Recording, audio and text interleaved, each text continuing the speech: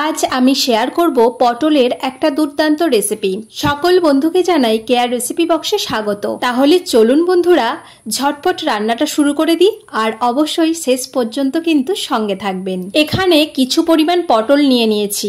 পটলগুলো ভালো করে পরিষ্কার করে ধুয়ে নিয়েছি। এরপর এর গাটা এইভাবে ছুরি দিয়ে একটু পরিষ্কার করে নেব। এই রেসিপিটা এতটাই মুখরোচক, যারা পটল খেতে পছন্দ করেন না তারা কিন্তু বারবার খেতে চাইবেন। তো অবশ্যই এটা কিন্তু একবার হলেও বানানোর অনুরোধ রইল। এরপর আমি একটা গ্রেটারের সাহায্যে প্রত্যেকটা পটল এইভাবে গ্রেট করে নেব। অবশ্যই এটাকে কিন্তু গ্রেট করে নিতে হবে, মিক্সিতে পেস্ট করা যাবে না। আর এ থেকে যে বড় বড় দানাগুলো বেরিয়েছে সেগুলোকে আলাদা করে ফেলে দেব, কারণ দানাগুলো থাকলে এটা কিন্তু মুখে পড়বে।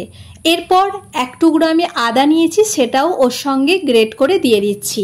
এরপর এখানে নিয়েছি পেঁয়াজ কুচি আর কাঁচা লঙ্কা কুচি। একটা বড় সাইজের পেঁয়াজ একটু ছোট ছোট করে কুচিয়ে নিয়েছি, আর দুটো কাঁচা লঙ্কা সেটাও পাতলা করে কুচিয়ে নিয়েছি। ওই পেঁয়াজ আর কাঁচা লঙ্কা কুচিটাও ওর মধ্যে অ্যাড করে দিচ্ছি। এরপর 1 চামচের মতো হলুদ গুঁড়ো, 1 চামচের মতো কালো জিরে আর 1 চামচের মতো ভাজা জিরের গুঁড়ো এর মধ্যে অ্যাড করে দিলাম। এইগুলো সব ছোট চামচের 1 চামচ করে নিয়েছি। আর এরপর সমস্ত উপকরণগুলো মিশিয়ে নিচ্ছি।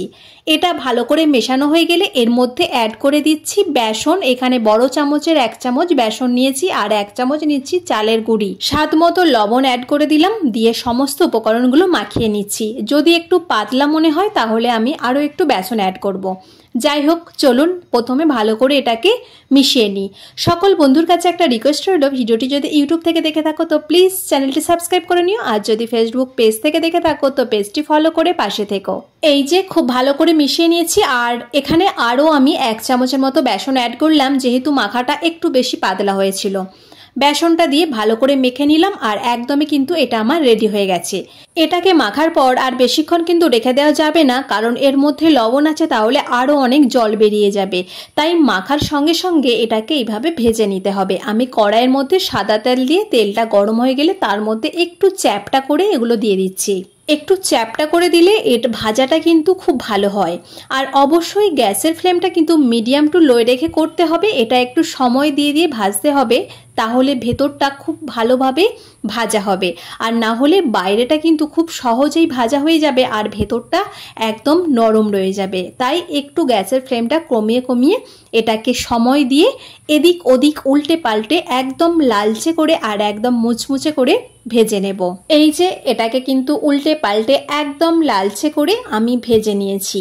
এই দেখুন, এটা কিন্তু একদম ভাজা হয়ে গেছে। আর এই একইভাবে বাকিগুলো আমি ভেজে নেব।